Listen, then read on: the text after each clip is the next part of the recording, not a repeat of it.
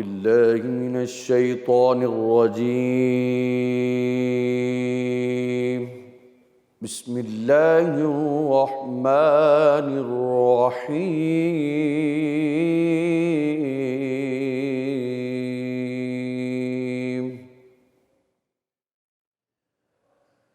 شهر رمضان الذي أنزل فيه القرآن هدى للناس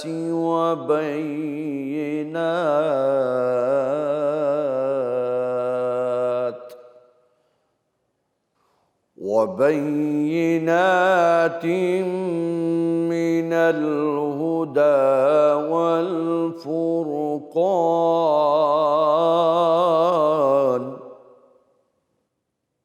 فمن شهد منكم الشهر فليصمه، ومن كان مريضا أو على سفر فعدة، ومن كان مريضا أو على سفر فعدة من أيام أخر، يريد الله بكم اليسر ولا يريد بكم العسر،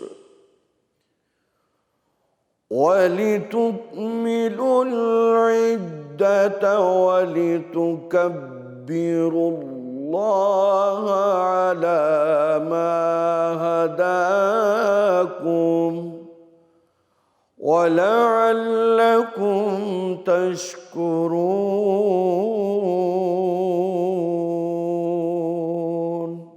صدق الله العظيم وصدق رسوله النبي الكريم الأمين. The month of Ramadan, in which was sent down the Quran, the guidance for mankind, the direction and the clear criteria to judge between right and wrong. So whoever among you witnesses this month must fast for the whole month, and whoever is sick or on a journey may fast the same number in other days. Allah desires ease for you and does not desire hardship for you, so that you complete the count of all fasts and glorify Allah's greatness for having guided you, and so that you may be grateful. رمضان کا مہینہ جس میں قرآن اول نازل ہوا، جو لوگوں کا رہنما ہے اور جس میں ہدایت کی کھلی نشانیاں ہیں، اور جو حق و باطل کو الگ الگ کرنے والا ہے، اور جو کوئی تم میں سے اس مہینے میں موجود ہو چاہیے کہ پورے مہینے کے روزے رکھے، اور جو بیمار ہو یا سفر میں ہو تو دوسرے دنوں میں رکھ کر ان کا شمار پورا کر لے۔ خدا تمہارے حق میں آسانی چاہتا ہے اور سختی نہیں چاہتا، اور یہ آسانی کا حکم اس لیے دیا گیا ہے کہ تم روزوں کا شمار پورا کر لو، اور اس احسان کے بدلے کہ اللہ نے تم کو ہدایت بخشی ہے، تم اس کو بزرگی سے یاد کرو اور اس کا شکر ادا کرو۔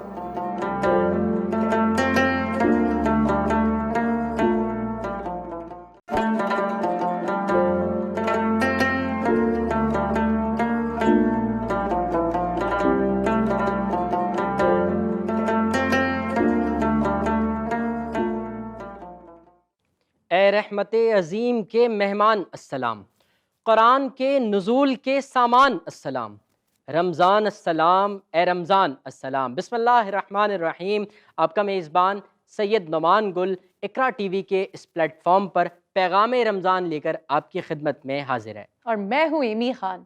بہت ساری باتیں کرنی ہے، جاننا ہے اور بہت ساری تیاری کرنی ہے، ڈسکشن کرنا ہے، علم میں اضافہ کرنا ہے۔ تو اس پورے رمضان ہم ہوں گے آپ کے ساتھ پیغام رمضان میں۔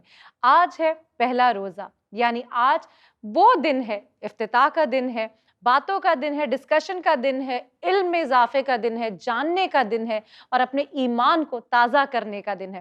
اس پورے رمضان آپ سے کریں گے ملاقات اپنے ساتھ ساتھ اپنے مہمانوں کو لے کے، اور اس میں جانیں گے در حقیقت زندگی گزارنے کا کرینہ ہے کیا۔ ناظرین، یقینی طور پر اللہ رب العزت کا احسان ہے، کرم ہے کہ اس نے ہمیں ایک مرتبہ پھر اپنے گناہوں سے توبہ کرنے، اپنے نامہ اعمال کو نیکیوں سے بھرنے، بخشش طلب کرنے اور جہنم سے نجات کے لیے ماہ رمضان ہمیں عطا کر دیا ہے۔ اور آج پہلی نشست ہے پیغام رمضان کی، تو میں چاہوں گا کہ ایمی خان بلائیں ہمارے جو مہمان ہیں، جو ہمارے پہلے مہمان ہیں آج۔ جی ہاں، آج کی اس پہلی نشست پہ، اس پہلے پروگرام میں ہمارے جو مہمان ہیں وہ ایسے مہمان ہیں کہ جو وقتاً فوقتاً ہمیں اپنی علم کی روشنی سے مال و مال کریں گے اور ہماری الجھنوں کو سلجھائیں گے۔ یہ الجھنیں وہ الجھنیں ہیں جو ہم نے خود طاری کی ہوئی ہیں، اور وہ ہماری مدد کریں گے کہ در حقیقت ہمیں زندگی کا کرینہ سکھانے میں۔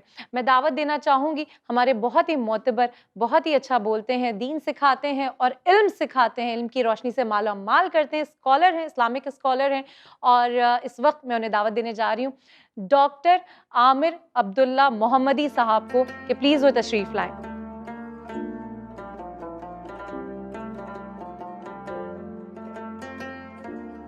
السلام علیکم۔ اور ناظرین، دوسرے ہمارے جو مہمان ہیں ینگ اسکالر ہیں، اور وہ بھی ہماری الجھنوں کو دور کرنے میں ہماری مدد فرمائیں گے، ہماری رہنمائی فرمائیں گے۔ آج کی اس پہلی نشست میں مفتی امتیاز حسین ہمارے ساتھ موجود ہوں گے، تشریف لائیں۔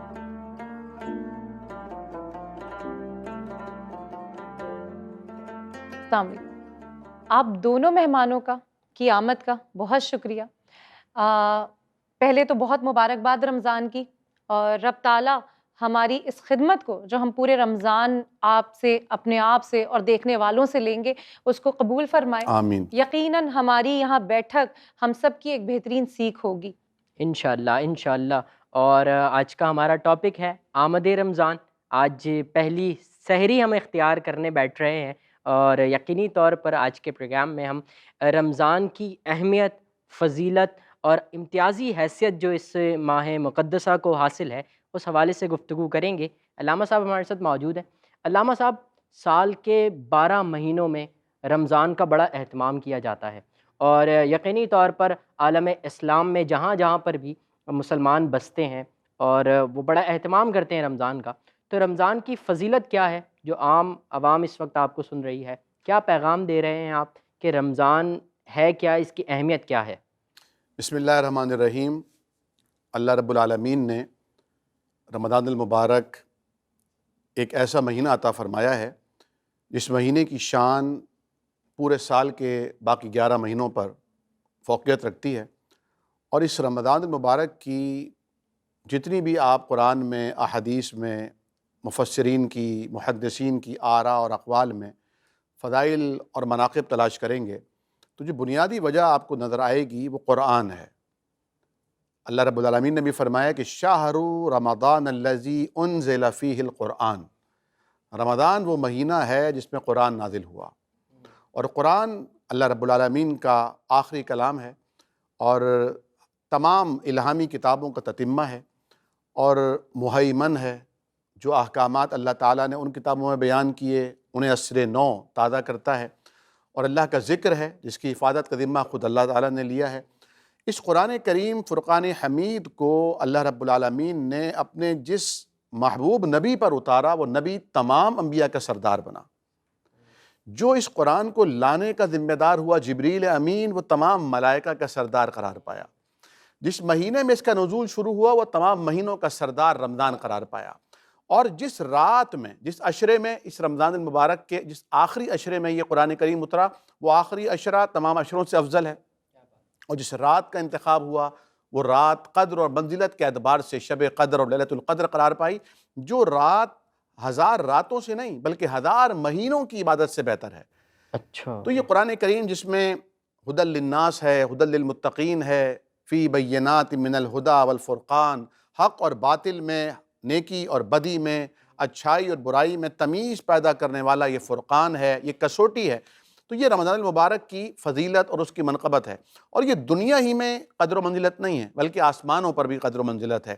حدیث شریف میں آتا ہے کہ اذا جاء رمضان، جب رمضان کا مہینہ آتا ہے تو فتحت ابواب السماء، آسمان کے دروازے رحمت کے کھول دیے جاتے ہیں، وفتحت ابواب الجنہ، اور جنت کے دروازے کھول دیے جاتے ہیں، وغلقت ابواب النار، جہنم کے دروازے بند کر دیے جاتے ہیں، وسلسلت الشیاطین، اور جو سرکش شیاطین ہیں انہیں قید کر دیا جاتا ہے۔ تو یہ جو جشن، یہ جو ماحول، نیکیوں کی جو موسم لہلہاتا ہوا ایک فصل بہاراں آتی ہے، یہ صرف دنیا میں نہیں آتی بلکہ آسمانوں پر بھی آتی ہے۔ آسمانوں پر بھی اور اللہ آتی ہے۔ رب العالمین نے اس کی رحمت دیکھیے کہ جنت بنائی تو اس کے 8 دروازے بنائے، اور جہنم بنائی تو اس کے 7 دروازے بنائے، اور پورے رمضان یہ جنت کے 8 دروازے کھلے رہتے ہیں، 7 دروازے بند رہتے ہیں۔ اللہ کی طرف سے نیکیوں کا ایک ایسا ماحول کریٹ کیا جاتا ہے کہ وہ لوگ بھی جو عام دنوں میں نماز نہیں پڑھتے وہ نمازیں پڑھنے لگ نمازیں جاتے پڑھنے ہیں، لگ جاتے جو پورے سال قرآن کریم کو جنہیں اٹھانے کی توفیق نہیں ہوتی وہ بھی قرآن کریم کی تلاوت کرتے ہیں۔ آپ کسی بھی اسلامک سینٹر میں چلے جائیں، آپ کسی مسجد میں چلے جائیں، ایون آپ کسی آفس میں، کسی گھر میں مشاہدہ کر لیں، لوگ قرآن کریم کو دیکھ رہے ہوتے ہیں، پڑھ رہے ہوتے ہیں۔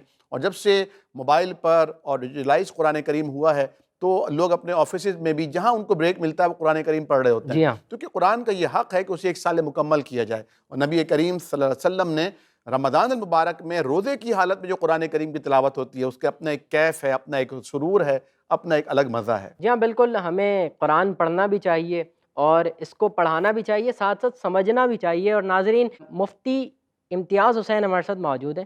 مفتی صاحب مجھے یہ بتائیے گا ذرا، ہم کسی بھی کامیابی کے لیے یا کامیاب زندگی گزارنے کے لیے رسول اللہ صلی اللہ علیہ وسلم کی طرف دیکھتے ہیں، اور یقینی طور پر تمام مسلمانوں کے آپ آئیڈیل ہیں، محسن انسانیت ہیں، تو رسول اللہ صلی اللہ علیہ وسلم اس ماہ مقدسہ کا کس طرح اہتمام کیا کرتے تھے؟ ماشاءاللہ بہت خوبصورت سوال ہے، اور رمضان کریم ایک ایسا مہینہ ہے کہ جس میں ہر شخص اپنی حیثیت سے اس کا استقبال کرتا ہے اور اس کے حوالے سے وہ اہتمام کرتا ہے۔ جی ہاں۔ اب جب بات کی جائے خالق وجہ کون، تو وہ ایک ایسی ہستی ہیں کہ جو ہم تمام انسانیت کے لیے نمونہ ہیں۔ رسول کریم صلی اللہ علیہ وسلم کا فرمان ہے کہ جس شخص نے ایمان اور احتساب کے ساتھ روزے رکھے، رمضان کے روزے رکھے، اس کے اگلے اور پچھلے تمام گناہ معاف کر دیے گئے۔ بہترین بات، کوشش اس بات کی ہے، تڑپ اس بات کی ہے، طلب اس بات کی ہے کہ بہترین راستہ اختیار کیا جائے، دین کو سیکھا جائے، سمجھا جائے، اور ہمارا اختیار کوششوں پہ ہی ہے، گو کہ وہ پازیٹیو ہوں۔ اور یہی کوشش کر رہا ہے اقرا ٹی وی، میرے اور آپ کے، ہم سب کے لیے بھلائی کا یہ پیغام لے کر آیا ہے جس کا نام ہے پیغام رمضان۔ اور آپ اور میں اس سے سیکھ رہے ہیں، سمجھ رہے ہیں، اس سلسلے کو جاری رکھیں گے۔ لیکن اس وقت بریک کا ٹائم ہوا ہے، ایک چھوٹے سے بریک کے بعد پھر حاضر خدمت ہوں گے۔ آپ نے کہیں نہیں جانا ہے، کیونکہ آپ کو دے رہی ہوں میں ایک ذمہ داری اس پورے رمضان۔ جی ہاں، بریک پہ جب ہم ہوں گے آپ نے کیا کرنا ہے، آپ نے ہمارے سوشل میڈیا ہینڈل پہ اپنے کامنٹس دینے، اپنی رائے دینی ہے، اپنا فیڈ بیک دینا ہے، اور جس کے لیے ہمارا سوشل میڈیا ہینڈل ہے info@iqra.tv۔ کہیں مت جائیں، اسٹے ود اس۔ ملتے ہیں ایک چھوٹے سے بریک کے بعد پیغام رمضان میں۔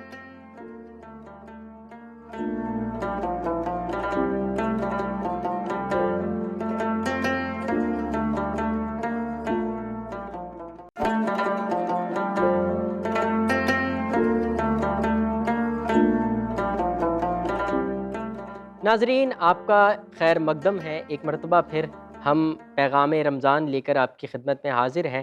بریک کے بعد آپ کی خدمت میں جو ہم گفتگو کر رہے ہیں، جس جانب ہماری آپ کی رہنمائی دلانے کی کوشش کر رہے ہیں، وہ یہ ہے کہ آمد رمضان میں ہمیں کس طرح اہتمام کرنا چاہیے رمضان کا، اور کس طرح روزوں کا اہتمام کرنا چاہیے، اسی حوالے سے گفتگو کریں گے۔ علامہ صاحب مجھے یہ بتائیے گا ذرا، معمولات زندگی کیا ہونی چاہیے ایک مسلمان کی رمضان کے آغاز سے ہی اور رمضان کے اختتام تک؟ یعنی کہ آج ہمارا پہلا روزہ ہے، تو ہمیں کیسے رہنا چاہیے ایک زندگی جو ہم پچھلے 11 مہینے گزاری ہے، رمضان میں کیا ہمارا معمولات زندگی ہونا چاہیے؟ بہت اچھا سوال ہے، اور میں سمجھتا ہوں کہ اسلامی عبادات بھی جو ہیں وہ ایک بہترین نظام الاوقات درست کرتی ہیں، ڈسپلن لے کے آتی ہیں زندگی میں۔ اور صبح صبح پوری دنیا کو یہ بات آج پتہ چل گئی ہے کہ اگر آپ صحت چاہتے ہیں تو آپ کو سورج کے طلوع ہونے سے پہلے بستر چھوڑ دینا چاہیے، اور اگر آپ صحت چاہتے ہیں تو رات کا اندھیرا جیسے ہی شروع ہو آپ کو بستر پر چلے جانا چاہیے، اور جو رات کا آخری پہر ہوتا ہے اس وقت اگر آپ اٹھتے ہیں اور اس وقت اگر آپ محنت کرتے ہیں، کوئی بھی آپ کی فیلڈ ہو، اس فیلڈ میں یعنی آپ کا مائنڈ بالکل فریش ہوتا ہے، آپ تازہ دم ہوتے ہیں، اور بچے ہیں اگر تو ان کو سیکھنے کی استعداد اس وقت بڑھ جاتی ہے، اگر ویمنز ہیں، مرد حضرات ہیں، ان میں کوئی کام کرنے کی، جمنگ کرنے کی صلاحیتیں اس وقت زیادہ ہوتی ہیں، کیونکہ اس وقت بالکل سو کے اٹھنے کے بعد انسان تازہ دم ہوتا ہے، بالکل ریچارج ہو چکا ہوتا ہے۔ تو یہ رمضان المبارک نے ہمیں ایک دی ہے، ٹریننگ دی ہے، اور پھر ہمیں یہ بھی موقع ملتا ہے کہ ہم عام دنوں میں عام طور پر بہت سارے لوگ تہجد نہیں پڑھ پاتے، جی ہاں، لیکن رمضان میں کیونکہ سحری تو کرنی ہے تو ہمیں تہجد نصیب ہو جاتی ہے، تو اسے اویل کرنا چاہیے۔ پھر کیونکہ ہم حالت روزہ میں ہیں، اور روزے میں ایک عام کنسیپٹ ہے اور ہر مسلمان یہ جانتا ہے کہ ہمیں جھوٹ نہیں بولنا ہے۔ اسلام نے جو ہمیں تعلیمات دی ہیں، روزہ اصل میں ٹریننگ ہے نا، جی ہاں، ایک پورا ایک بند کا ایک ٹریننگ 11 پیریڈ ہے، مہینوں کے لیے 11 مہینوں کے لیے ہمیں یہ ریچارج کر رہا ہے جی کہ ہاں، ہمیں یعنی بیٹری چارج ہو رہی ہے، اور پھر اس کے بعد 11 مہینے ہم کیسے گزارتے ہیں تو پتہ چلے گا کہ ہمارے روزے مقبول ہوئے یا نہیں ہوئے، ہمارے روزے کارآمد تھے یا نہیں تھے، یا وہ روزے صرف ہمارا ویٹ بڑھانے کا باعث بن رہے تھے کہ ہمارا ویٹ بڑھ گیا کھا پی کر، یا ان روزوں نے واقعی ہمیں ڈسپلن پیدا کیا، ہمیں ایک باقاعدگی پیدا کی، ہمارے اندر سوچ کے اندر نکھار آیا، تطہیر آئی۔ جس طرح ہم وضو کرتے ہیں تو ہمارے یا غسل کرتے ہیں تو ہمارے ذہن میں آتا ہے ہم پاک ہو گئے، لیکن اندر سے ہم پاک کب ہوتے ہیں؟ جب اپنی روح کو، اپنی سول کو پاک کرتے ہیں، اپنی سوچوں کو پاک کرتے ہیں، اس میں پازیٹیوٹی لے کر آتے ہیں۔ تو ضروری ہے یہ بات کہ ہم اس بات کا خاص خیال رکھیں، اور اللہ کے حبیب کا یہ فرمان ہے کہ من لم یدع قول الزور والعمل به فلیس للہ حاجۃ ان یدع الطعام والشراب، یعنی جو روزہ رکھنے کے باوجود بھی جھوٹ نہیں چھوڑتا، بری بات زبان سے نکالنا نہیں چھوڑتا، تو اللہ تعالیٰ کو کوئی حاجت نہیں ہے اس کی کہ وہ بھوکا اور پیاسا رہے۔ یہ فاقہ ہے، کم من صائم لیس لہ من صیامہ الا الظمأ، کتنے روزے دار ایسے ہیں جنہیں ان کے روزے سے سوائے بھوک اور پیاس کے کچھ نہیں ملتا۔ تو ہمیں یہ روزہ صرف معدے کا روزہ نہیں ہے، یا صرف غذا کی اس نالی کا روزہ نہیں ہے، بلکہ یہ آنکھوں کا بھی روزہ ہے، کانوں کا بھی روزہ ہے، زبان کا بھی روزہ ہے، اور سب سے بڑھ کر ہمارے دل اور دماغ کا روزہ ہے۔ کیا بات، تو دل ہماری ہر قسم کی سوچ کا، ہر قسم کی فکر کا، محبتوں اور نفرتوں کا، حسد اور لالچ کا، اچھائی اور برائی کا مرکز ہے، اس کو درست کرنا ہے، اور روزہ آئی تھنک یہی تربیت لے کر آتا ہے۔ ڈاکٹر صاحب میں یہاں پہ کیونکہ آج پہلا روزہ، پہلا رمضان کا دن، پہلی سحری، تمام معاملات پہلے ہیں تو سیکھ تو رہے ہیں ہم، لیکن مجھے یہ بتائیں کہ آپ کی پسندیدہ سحری کیا ہے، اور آپ کی پسندیدہ سحری کیا ہے، اور آپ کی بیگم آپ کو کیا پروستی ہیں جو ان کے ہاتھ کا آپ کو بہت پسند ہے؟ آپ نے بہت ہی خوبصورت اور بہت ہی دہلی والی اردو پروسنا جو لفظ استعمال کیا، تو اردو زبان بھی ماشاءاللہ لشکری زبان ہے نا، بہت تو وہ خوبصورت زبان لاکھوں زبانوں کو اپنے اندر سمو اندر لیتی ہے، سموئی ہوئی ہے۔ اور ہر زبان کے الفاظ اس میں ملتے ہیں۔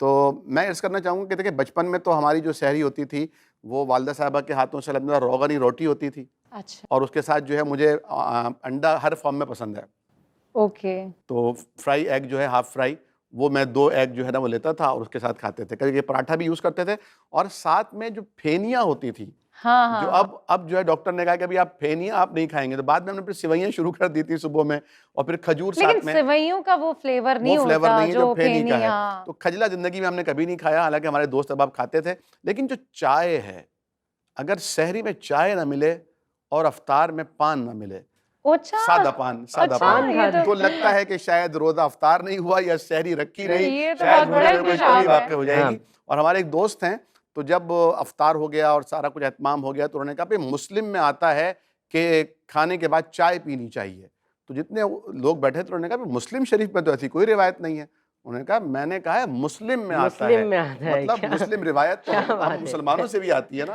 تو یہ چائے ایسی ہے کہ دنیا کے کسی بھی کونے میں ہم چلے جائیں، جو ہم بر صغیر پاک و ہند کے رہنے والے ہیں، چاہے وہ کوئی زبان بولتے ہوں، لیکن وہ چائے سے جو چاہت ہے وہ امریکہ اور یورپ جا کر بھی، کینیڈا اور افریقہ جا کر بھی بھلائی نہیں بھولتی۔ اور چائے بھی ایسی چائے ہوتی ہے، مطلب کہا جو جاتا ہے گھر کی چائے بنی ہو۔ چائے پہ آ رہے ہیں، پھر مسالہ چائے ہوتی ہے، پھر کچھ لوگ جو ہیں وہ الائچی والی چائے بہت پسند کرتے ہیں، کچھ دودھ پتی، یعنی اتنی ویرائٹی ہے کشمیری چائے ہے، کشمیری کشمیری چائے، اور یہی سوال میں آپ سے کروں گی تاکہ ہمیں اور ہمارے دیکھنے والوں کو اندازہ ہو کہ اس صحت کا راز بھی کیا ہے اور ہم کیا کھائیں ایسا کتنا سحری میں ہم، کیونکہ باتیں تو ہم سب کر رہے ہوتے ہیں، ہم کہہ رہے ہوتے ہیں یہ کرنا چاہیے وہ کرنا چاہیے، لیکن در حقیقت آپ کو کیا پسند ہے اور آپ کیا سحری میں لینا پسند کریں گے؟ مجھے سحری میں تو کوئی ایسا ڈش ہو جو چاول ہو، یہ مجھے زیادہ پسند ہوتا ہے کہ چاول اور اس کے ساتھ کوئی بھی سالن ہو، اور اس کے ساتھ دہی کا ہونا یہ کمپلسری ہے۔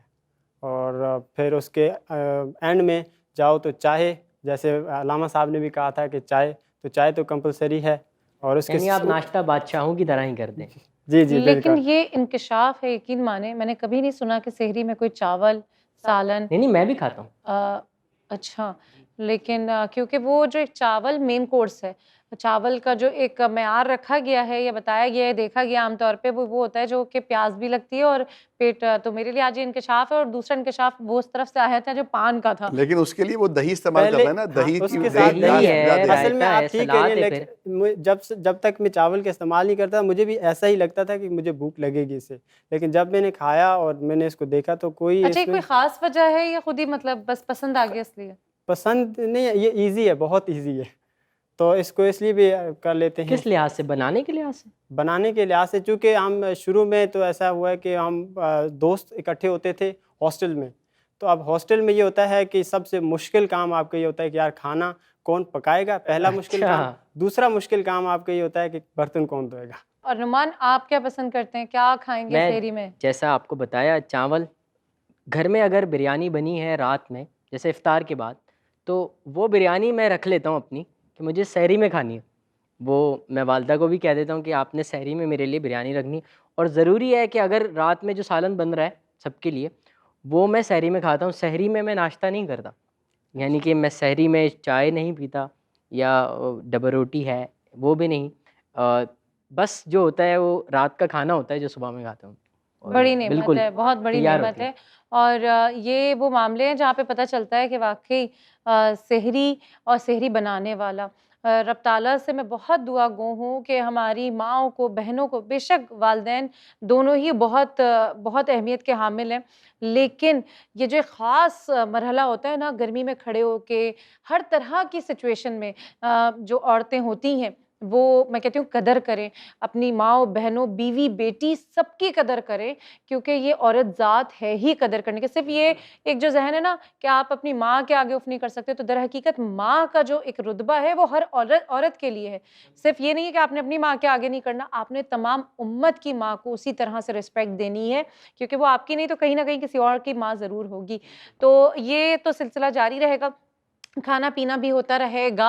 اور ابھی سے کھانے پینے کا سن کے مجھے تو بڑا پانی آنا شروع ہو گیا کہ سحری بھی کرنی ہے، بھوک بھی تازہ ہے اور آپ سے ملاقات کا بھی وقت ہے، تو یہ تمام چیزیں مل کے بڑی انرجی دیتی ہیں۔ لیکن ابھی ایک چھوٹے سے بریک کا ٹائم ہوا ہے اور ہمیں بریک پہ جانا ہے، اور بریک سے واپس آئیں گے اور اس سلسلے کو جاری رکھیں گے، سوالات پوچھیں گے، جانیں گے اس رمضان ہم نے اپنا رمضان بہتر کیسے منانا ہے۔ تو اسٹے ود اس، کہیں مت جائیں، پیغام رمضان میں ہمارے ساتھ رہیں۔ اور آپ نے کیا کرنا ہے، آپ کو یاد ہوگا، نہیں ہے تو میں یاد دلا دیتی ہوں، آپ کی ایک ڈیوٹی دی ہے میں نے، آپ نے ہماری بریک پہ کرنا یہ ہے کہ ہمارے سوشل میڈیا ہینڈل پہ اپنے کامنٹس دینے ہیں، اپنی رائے دینی ہے، اپنے فیڈ بیک دینے ہیں، اور سوشل میڈیا ہینڈل ہمارا ہے info@iqra.tv۔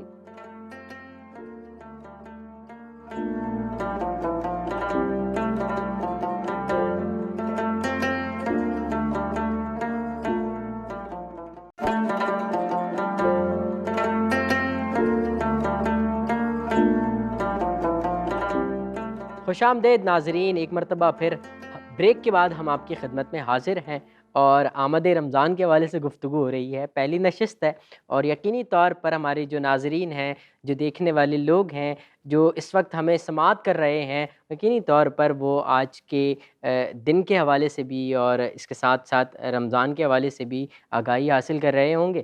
علامہ صاحب ہمارے ساتھ موجود ہیں۔ علامہ صاحب مجھے یہ بتائیے کہ ذرا ایک مسلمان، بڑے ہوں، کسی بھی ایج گروپ سے تعلق رکھتے ہوں، بڑے ہوں، بچے ہوں، بزرگ ہوں، کیسے گزارنا چاہیے، کس طریقے سے سیلیبریٹ کرنا چاہیے رمضان المبارک کو ہمیں؟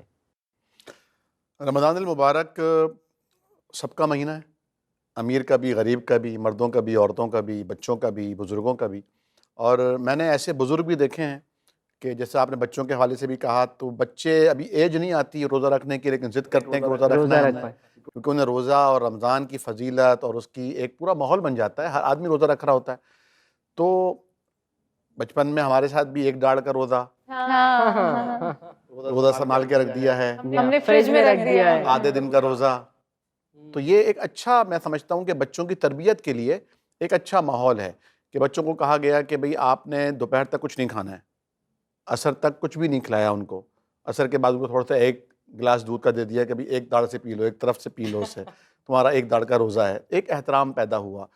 تو جو بزرگ ہیں جن کی ایسی ایج ہو گئی ہے کہ بیمار ہیں, دائم المریض ہیں, کوئی ہارٹ پیشنٹ ہے, کوئی بہت زیادہ افیکٹو ہے, وہ روزہ نہیں رکھ سکتا, ڈاکٹر نے منع کیا ہے, لیکن ان کی جو فیلنگز ہوتی ہیں روزہ نہ رکھنے کی وجہ سے, میرا خیال ہے کہ وہ رب تعالیٰ سے تو اس سے رب تعالیٰ تو غافل نہیں ہوتا نا, وہ تو احساسات جانتا ہے, تو شاید ان کو بھی روزوں کا ثواب ملتا ہوگا. نیت جانتا ہے رب. کیوں؟ کیونکہ اللہ کے نبی صلی اللہ علیہ وسلم کا فرمان ہے, فرمایا کہ جو صحت کی حالت میں خوب عبادت کرتے ہیں, جب ضعف کی حالت میں یا کسی مرض میں مبتلا ہو کر وہ عبادت نہیں کر پا رہے ہوتے, تو انہیں ثواب وہی مل رہا ہوتا ہے جو صحت کی حالت میں مل رہا تھا. تو رمضان المبارک کو ایک یعنی روٹین کا مہینے کے بجائے ایک خاص ڈسپلن کا مہینہ بنانا چاہیے.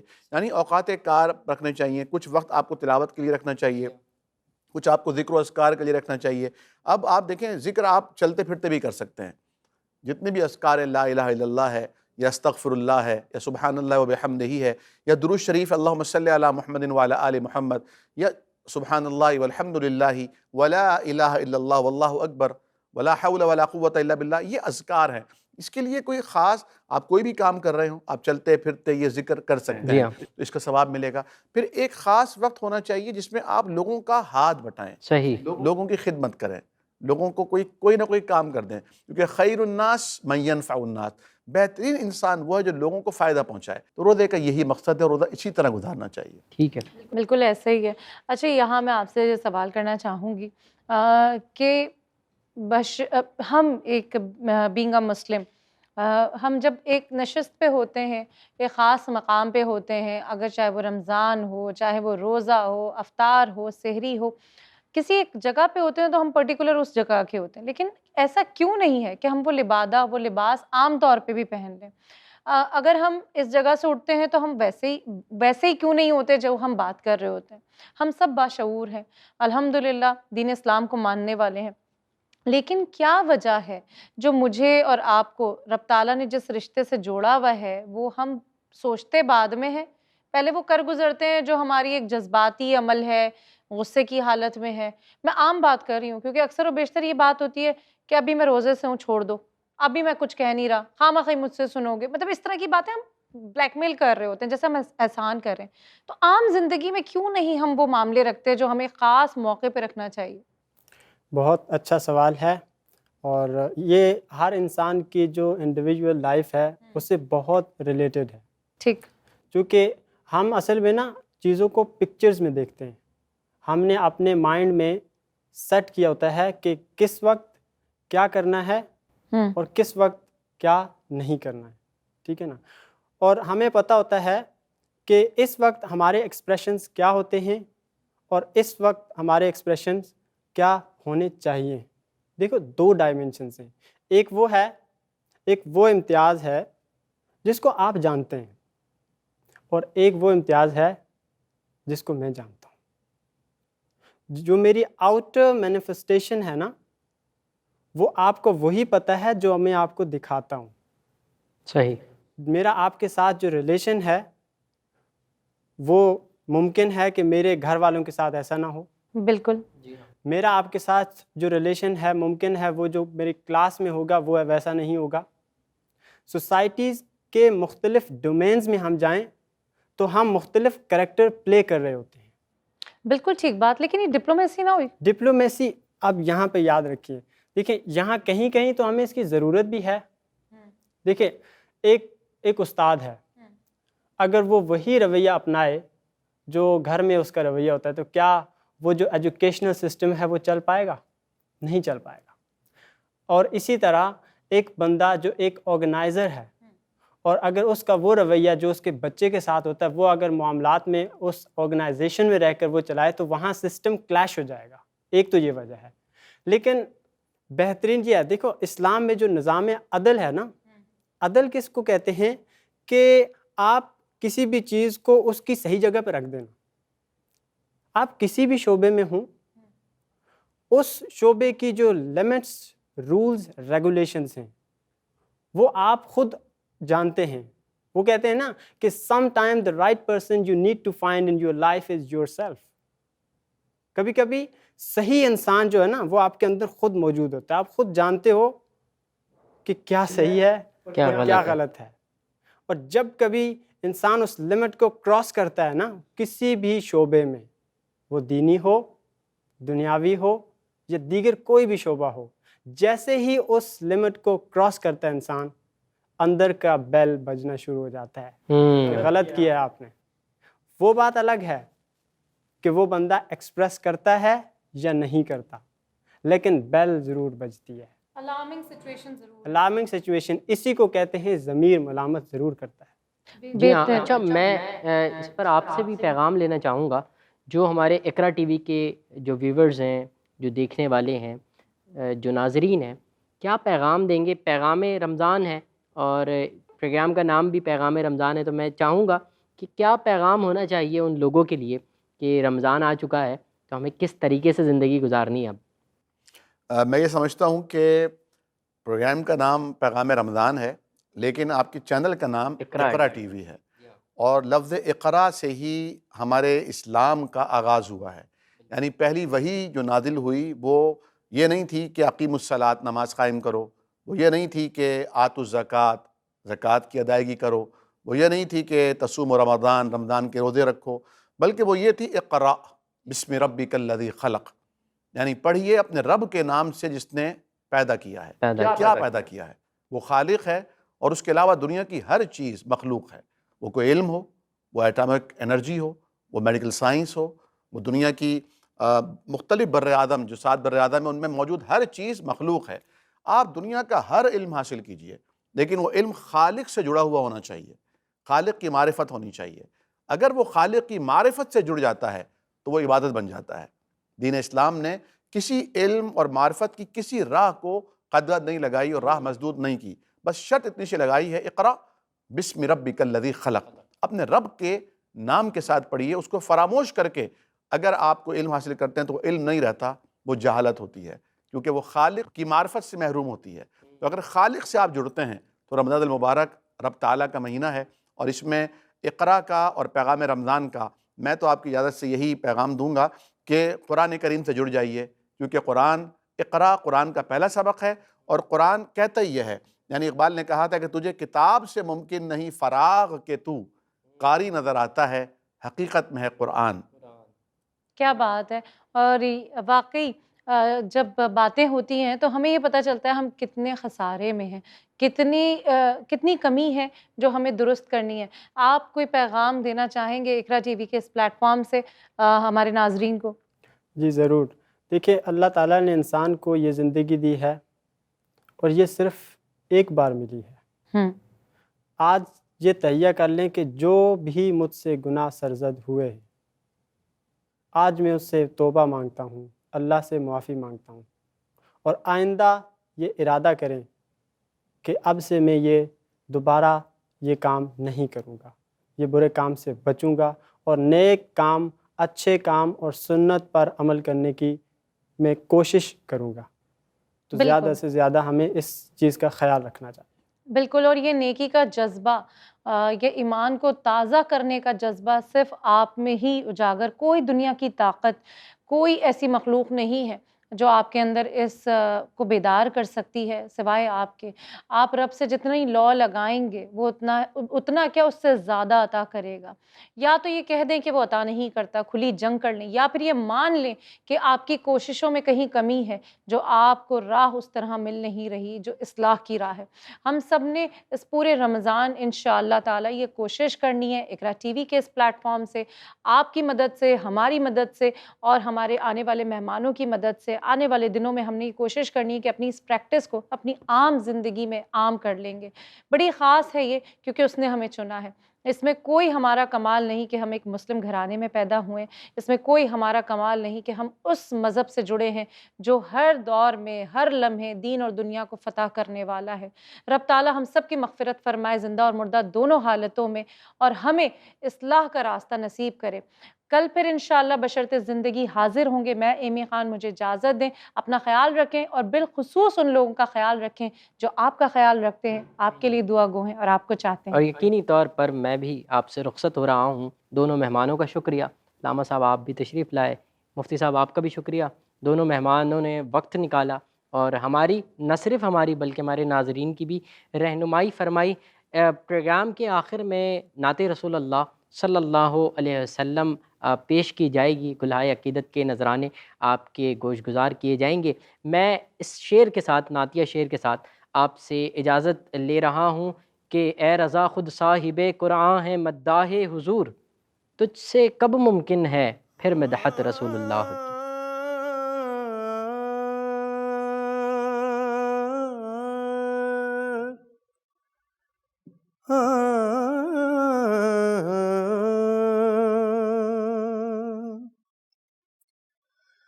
حضور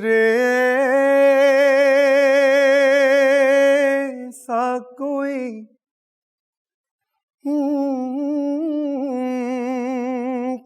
انتظام ہو جائے، حضور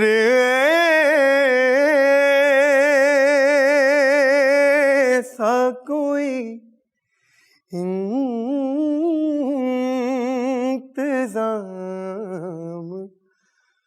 ہو جائے، سلام کے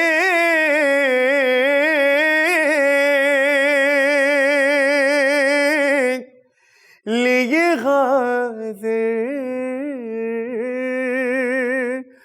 غلام ہو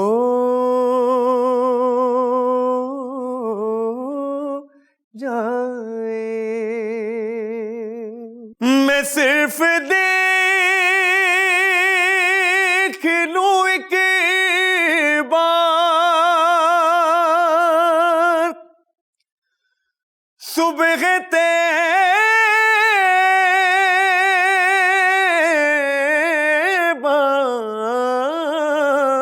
کو، نظر سے چوم لوں ایک بار سبز گنبد کو، بلا سے پھر میری دنیا میں شام ہو جائے، حضور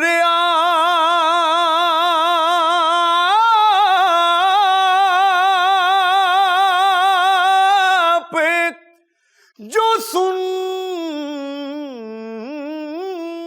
لے تو بات بن جائے،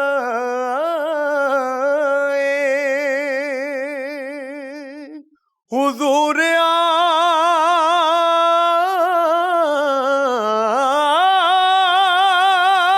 آپ جو سن لے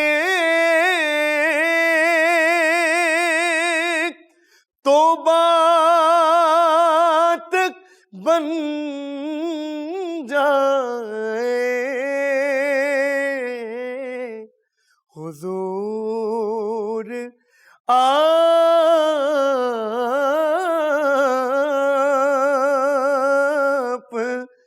جو کہہ دے تو کام ہو جائے، سلام کے لیے حاضر غلام ہو جا